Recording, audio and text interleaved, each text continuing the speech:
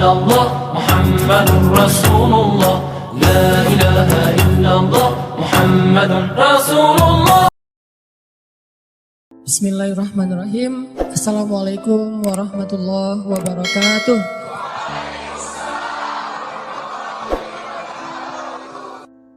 Kita akan ngebahas teknis untuk bisa menghijrahkan status dengan melobi langit.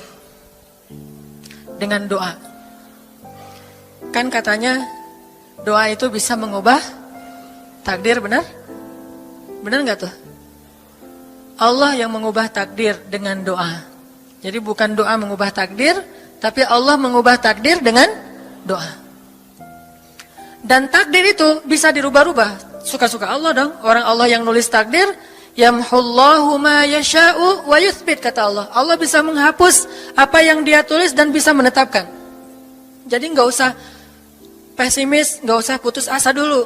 Wah, kayaknya memang takdirnya nggak bisa, orang yang jahat kayak saya, yang pernah punya masa lalu yang kelam, nikah dengan akhwat yang hafizoh dari pesantren apa gitu. Kan kayaknya takdirnya nggak. Wal hafizin, wal hafizat, gimana sih? Wal hafizin, gimana sih ayatnya? Saya jadi lupa.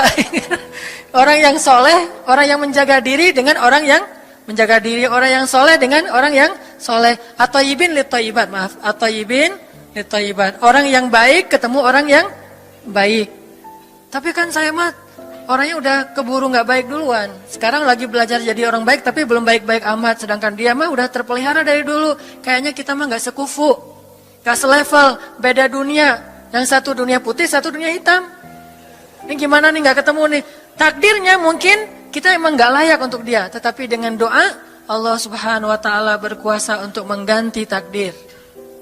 Makanya malam ini kita akan belajar tentang bagaimana menggunakan jalur langit untuk bisa mendapatkan hajat kita. Baik menikah, dapat kerjaan, punya anak, dan keajaiban-keajaiban lain yang bisa kita dapatkan kalau kita tahu cara menggunakan jalur langit.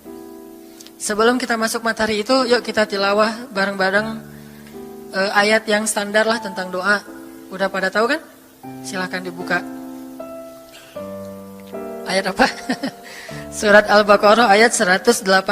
Itu standar banget kalau bab doa. Surat Al-Baqarah ayat 186.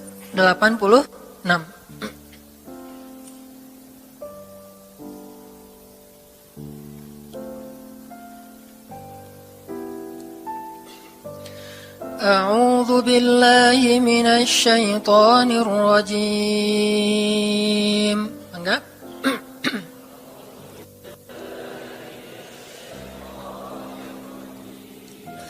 Bismillahirrahmanirrahim.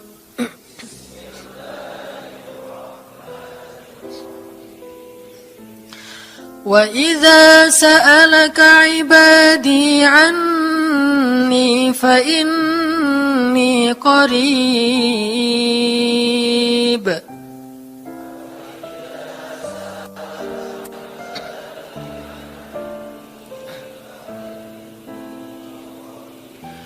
Ujibu da'watad da'i idza da'an.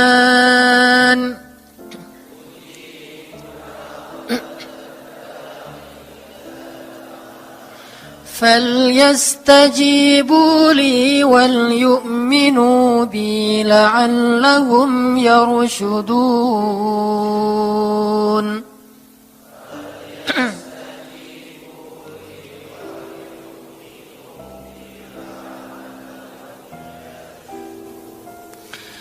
Dan apabila hamba-hambaku bertanya kepadamu tentang aku, maka jawablah bahwasanya aku dekat.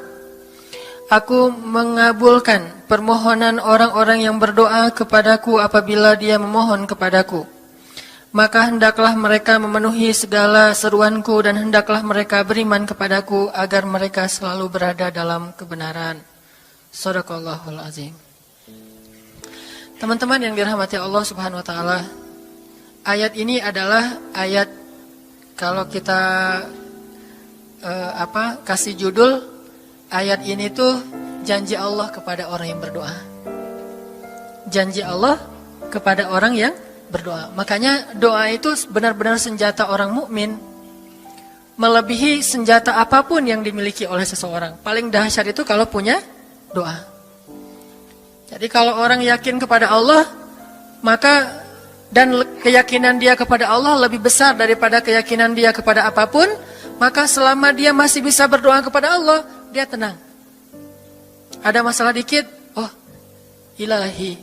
Ada masalah dikit, ilahi. Ada masalah dikit, Rabbi. Terus saja. Ada masalah sepele apapun, minta ke Allah. Ada masalah apapun, minta ke Allah. Dan kata Nabi, janganlah kalian menjadi lemah dalam berdoa, karena sesungguhnya tidak akan binasa seseorang selama dia masih berdoa kepada Allah. Itu hadis Nabi dari Aisyah. Janganlah kalian menjadi lemah dalam berdoa, artinya jadi pundung, jadi putus asa dalam berdoa, karena tidak akan binasa seseorang selama dia masih berdoa kepada Allah Subhanahu wa taala. Jadi kalau kita masih terus mengharap dan meminta kepada Allah, kita nggak akan binasa, kita nggak akan kalah, kita nggak akan rugi. Dan kata para ulama, segala sesuatu di dunia ini akan pergi dan tidak kembali. Ini clue penting nih, bisa dicatat. Segala sesuatu di dunia ini akan pergi dan tidak akan kembali kecuali doa. Dia pergi dan dia pasti akan kembali. Segala sesuatu kalau udah pergi di dunia ini nggak akan kembali lagi. Kalau pergi di sini maksudnya pergi kepada Allah. Tapi kalau doa pergi ke Allah, dia pasti akan balik lagi kepada yang meminta. Satu-satunya yang pergi ke Allah dan kembali di dunia ini hanyalah doa. Makanya ayat ini kalau kita kasih judul adalah janji Allah kepada hambanya yang berdoa. Allah berjanji, apa kata Allah? Inni qaribun. Aku itu dekat.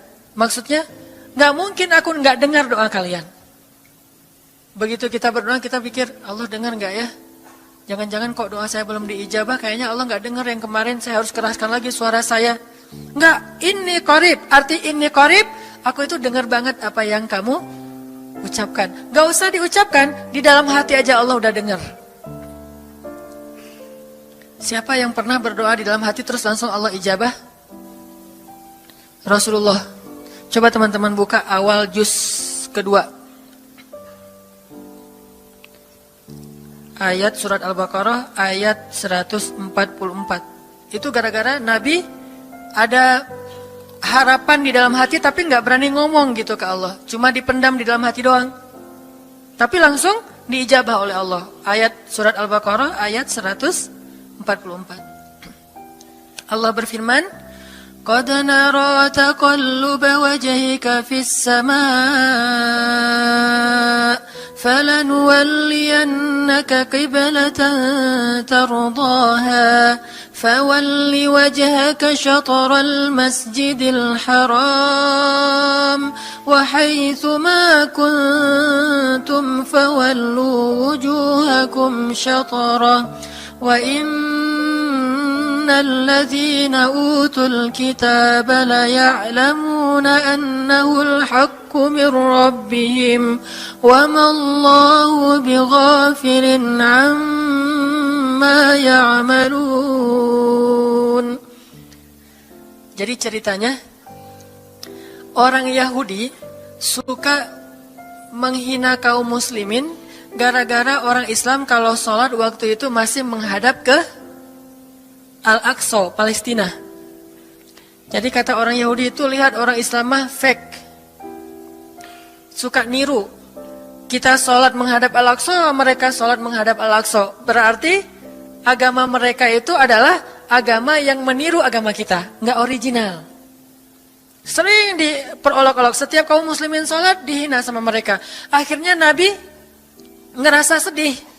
Wah, gimana ya caranya? Sehingga setiap sore Nabi berdiri di suatu bukit, kemudian lihat ke langit. Cuman nggak ngomong, gini aja ke langit. Membatin, bayangin. Pernah nggak teman-teman membatin ke Allah?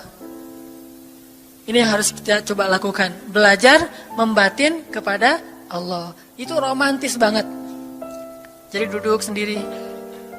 Allah, ngomong gitu dalam hati.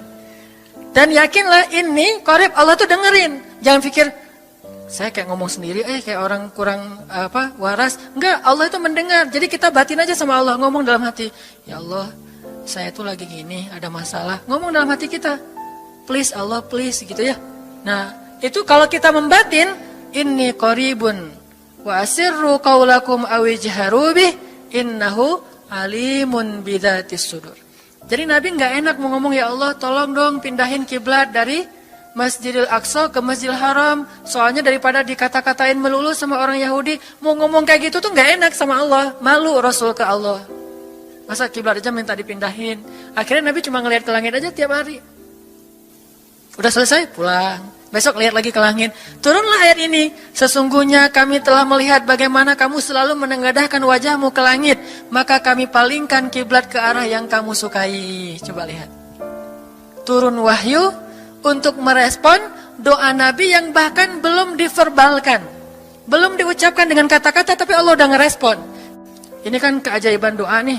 Cuman kita seringnya ngerasa udah minta berkali-kali kok nggak dikasih-kasih. Kita belajar sekarang. Rasul nggak usah minta pakai verbal, cuman membatin doang dalam hati, Allah udah ngasih. Pernah nggak teman-teman ngerasa kayak gitu? Ada kepengen sesuatu, tiba-tiba terwujud.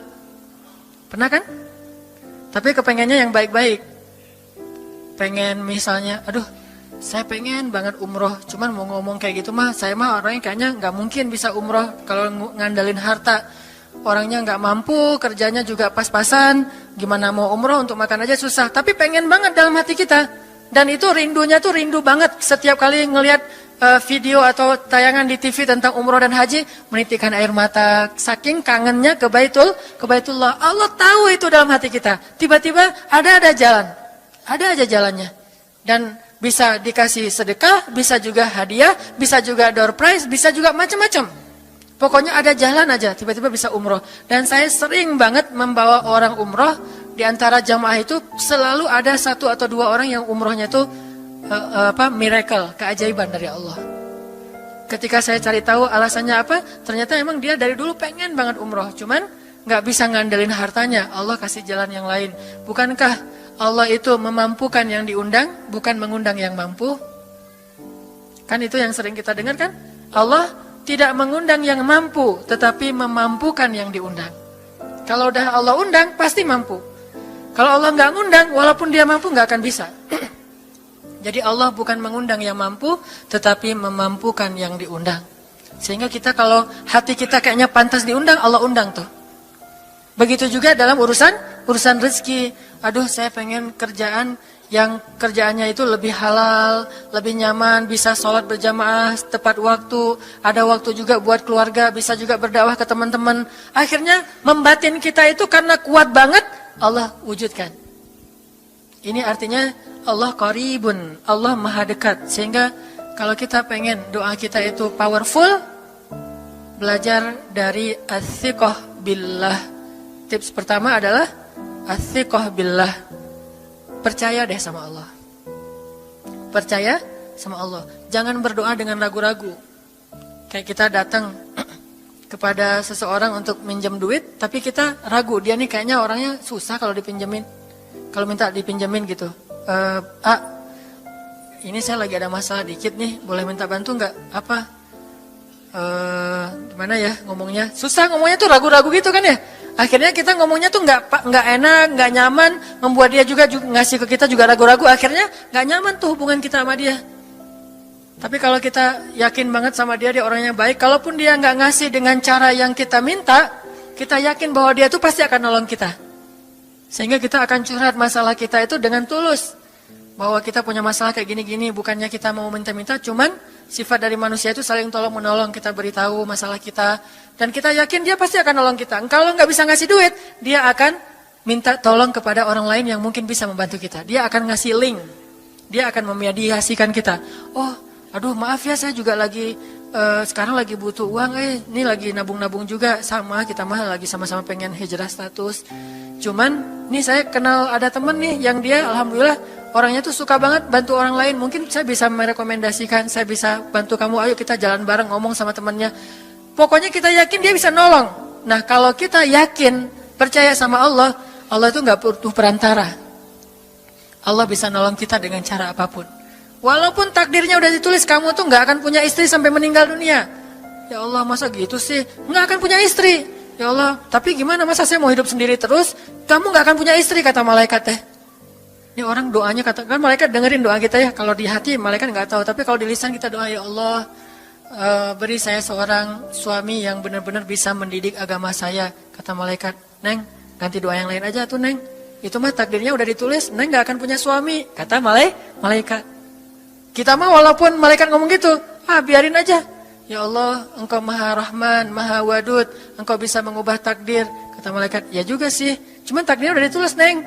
Ya Allah, terus aja tiba-tiba tok, Assalamualaikum, Waalaikumsalam. Ayahnya nemuin, ternyata pas kita nguping dari kamar, wah itulah calon pangeran kita yang datang untuk melamar kita, calon raja, calon imam.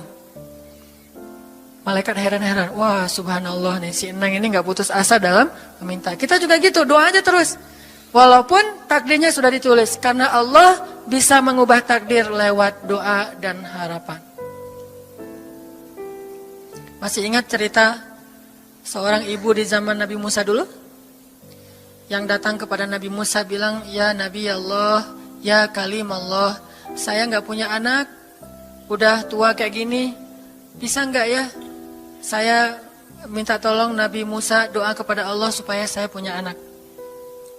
Kata Nabi Musa, bisa aja sih, nggak apa-apa ibu. Ya udah saya doain, ya Allah, ini ada ibu minta anak. Kata Allah, ya Musa bilang ke dia nggak akan punya anak, itu sudah takdirnya. Kata Nabi Musa, ibu maaf, udah ada jawaban nih dari Allah. Gimana ya Nabi Musa? Allah bilang takdir ibu nggak akan punya anak. Oh gitu ya, ya udah deh pulang. Sampai di rumah, ya Rahim, ya Rahim. Doa aja terus. Besok datang lagi. Karena dia pengen tahu kabar dari langit. Nabi Musa itu bisa bicara ke langit. Ya Nabi Allah, saya mau tahu nih. Kira-kira Allah sudah memperkenalkan belum ya permintaan saya? Permintaan apa? Pengen punya anak. Tapi kan kemarin udah. Kata Allah takdirnya gak akan punya anak. Ya coba aja dulu sekali lagi. Siapa tahu sudah mau. Sekarang Allah memperkenankan. Wah ini benar-benar dia husnuzan sama Allah. Siqah, percaya sama Allah. Gak percaya kepada yang lain, percaya sama Allah aja. Nabi Musa karena udah terus aja direngekin minta gitu, Nabi Musa bilang, ya Allah, ini ada ibu yang kemarin, gimana dong ya Allah? Kata Nabi Musa, kata Allah, ya Musa, takdirnya dia gak akan punya anak. Bilang sama dia, ibu, udah terima aja takdir ibu gak akan punya anak. Oh ya, pulang lagi. Ya Rahim, terus aja sepanjang malam, sepanjang hari doa. Berhari-hari datang lagi kepada Nabi Musa. Ya Nabi Allah, udah berubah belum? Udah mau belum Allah ngasih saya anak? Kan udah kemarin takdirnya, tapi coba lagi, sekali lagi aja. Nabi Musa minta lagi ke Allah, kata Allah masih yang sama, pulang lagi. Gak datang-datang lagi ke Nabi Musa. Setelah beberapa bulan, datang-datang bawa bayi. Assalamualaikum, udah semangat sekarang, beda gitu ya. Kalau dulu Assalamualaikum, melas gitu ya. Sekarang Assalamualaikum, Nabi Musa. Kata ibu, ibu yang kemarin? Ya itu siapa? Anak saya. Anak ibu? Anak kandung maksudnya, bukan nyuri. Nggak, anak kandung saya ini Nabi Musa. Wah, Nabi Musa nggak wah sih, subhanallah kalau Nabi Musa. Kalau saya mah wah gitu ya. Kalau Nabi Musa, Masya Allah. Nabi Musa tanya ke Allah, ya Allah, itu ibu yang kemarin katanya takdir nggak akan punya anak, kok bisa punya anak? Ceritanya gimana Allah? Ceritain dong, saya kok nggak update gitu informasinya, kata Nabi Musa. Allah ngasih update. Kata Allah, Musa, setiap kali aku bilang dia nggak akan punya anak, dia terus berdoa dengan menyebut Ya Rahim, Ya Rahim. Allah itu kan senang banget dipuji, dan Allah lebih berhak untuk dipuji. Kalau kita senang dipuji nggak baik, kalau Allah senang dipuji, emang punya hak untuk dipuji kan? Allah senang dipuji. Dia bilang Ya Rahim, kamu bilang gak akan punya anak, dia bilang Ya Rahim, terus saja berharap. Wahai Musa, sesungguhnya rahmatku mendahului takdir. Rahmatku mendahului takdir. Akhirnya dengan sifat Rahim, Allah mengubah takdir ibu ini. Walaupun secara ilmiah gak mungkin punya anak karena sudah menopause. Tetapi Allah yang memiliki kekuasaan atas segala sesuatu.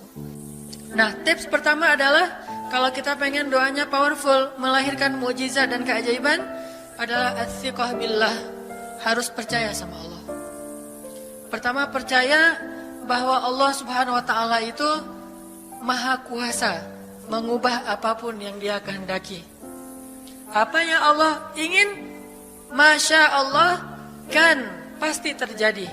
Wa man lam yasha lam yakun. Kalau Allah nggak pengen, nggak akan terjadi.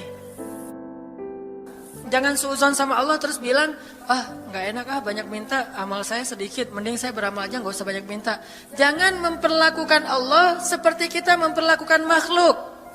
Orang kalau kita banyak minta, dia akan kesulitan, lama-lama dia akan merasa terganggu. Tapi Allah kalau nggak diminta, dia marah. Manusia kalau kita minta banyak-banyak, dia marah. Allah kalau kita nggak minta, dia malah marah. Masya Allah ya, luar biasa. Allah tuh senang banget kalau hambanya meminta. Sehingga di antara hamba yang paling Allah cintai, di antara hamba-hambanya, hamba yang paling banyak menengadahkan wajah dan telapak tangannya. Ilahi, ilahi. Minta sama Allah, Allah tuh suka banget diminta. Orang yang suka meminta itu bahasa Arabnya awwahun. Inna Ibrahim la awwahun halim. Ibrahim itu hamba yang awwahun halimun. Awwah, halim. Halim itu artinya menahan amarah. Awwah, da'a. Da'a artinya banyak berdoa. Kalau da' itu berdoa. Kalau da'a senang banget doa. Ada masalah dikit, ilahi, Rabbi, ngadu aja ke Allah, manja gitu. Dan Allah tuh senang banget dengan hamba yang kayak gitu. Sehingga sampai Nabi mengatakan, mintalah kepada Allah walaupun cuman garam. Garam aja minta ke Allah. Sepele banget masalah kita. Ya Allah, mudah-mudahan nanti nggak macet ya. Minta sama Allah. Kok macet ya Allah? Ya biar kita sabar. Udah tahu jam macet berangkatnya telat gitu ya. Jangan salahin Allah. Tapi minta, bilang, biasakan kita tuh komunikasi sama Allah dengan manja. Ya Allah, mudah-mudahan saya bisa jawab ujiannya. Udah belajar sih ya Allah, cuma nggak tahu kan semuanya di tanganmu. Minta ke Allah. Bismillahirrahmanirrahim. Makan ya Allah, ini rezeki darimu. Makasih ya, makan. Kalau bahasa lainnya makasih, alhamdulillah. Alhamdulillahilladzi at'amani hadza wa razaqanihi min ghairi haulin minni wala quwwah. Hafal tuh? Kalau nggak hafal, udah aja bismillah lah. Alhamdulillah gitu. Bismillah ya Allah, Masya Allah ini rezeki darimu. Udah selesai makan, udah sendawa gitu.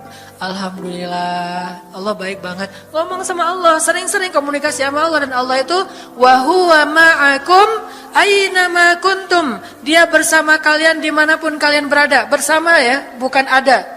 Kalau ada itu beda. Allah di mana-mana itu beda.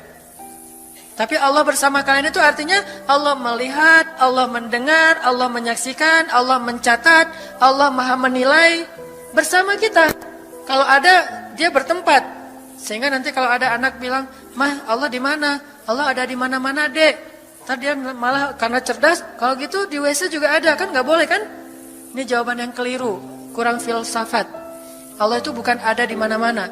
Allah bersama kita dimanapun kita berada. Itu beda. Kalau bersama, ma'iyah artinya Allah melihat, menyaksikan, mendengar, menghargai, dan terus memelihara dimanapun. Sehingga nggak usah khawatir bahwa ini mah nggak di masjid, nggak apa-apa. Selama bukan di tempat yang najis, seperti di kamar mandi atau di mana yang tempat-tempat yang nggak boleh, kita itu mah nggak. Tapi yang di tempat yang umum, di pasar, di jalan, lagi di kendaraan, di dalam masjid, di luar masjid, Allah, ilahi, Rabbi. Kalau perlu lebih manja lagi, pakai irama dikit. Allah, gitu. Wah, kayak orang manggil temennya gitu. Atau kita miss call Allah dulu. Ya Allah, udah nggak ngomong apa-apa. Itu miss call. Miss call Allah. Ngapain miss call? Caper, kangen sama Allah. Allah, gitu lagi. Itu zikir kan? Allah, Allah, Allah. Kata Allah, ada apa hambaku? Allah lagi. Terus saja Allah di miss call berkali-kali. Pas Allah buka, wah 100 miss call. Allah 100 kali zikir. Udah 100 kali miss call, Allah yang telepon balik. Ada apa hambaku? Wah, ditelepon sama Allah. Lewat kejadian-kejadian hidup, tiba-tiba ada kejutan dari Allah. Langsung bilang sama Allah, thanks Allah. Kan romantis itu sama Allah. Jangan cuma sama cewek doang bilang thanks, segala macam bahasa-bahasa yang keren. Sama Allah juga harus keren. Tapi setelah thanks, alhamdulillah, karena itu yang paling baik.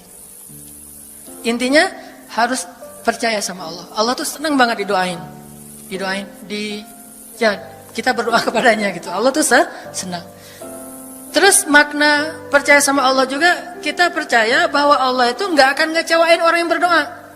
Ujibu da'watad da'i idza da'an. Aku pasti mengijabah doa hamba-hamba yang berdoa kepadaku. Enggak usah khawatir, pasti diijabah. Tapi kok masih belum aja Ustaz? Nah, kita harus belajar. Apa itu makna diijabah? Jangan-jangan Allah udah mengijabah, kita nggak ngerti.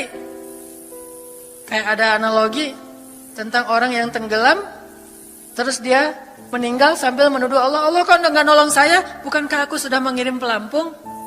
Jadi pelampung itu cara Allah menolong kita. Kita berharap ditolongnya tiba-tiba selamat aja di pantai. Nggak kayak gitu. Allah punya cara. Sehingga kita harus belajar memahami maksud Allah. Allah maksudnya apa? Di antara cara Allah mengijabah, kata para ulama, satu, Allah mengijabah persis seperti yang kita minta. Dua, Allah mengijabah yang lebih baik dari yang kita minta. Yang ketiga, Allah kalau nggak ngasih persis, ngasih yang lebih baik, dikasih di akhirat. Bahkan itu lebih keren daripada di dunia. Kok di akhirat sih? Ntar dulu. Akhirat itu jaraknya nggak jauh dengan kita. Cuma 60 tahun.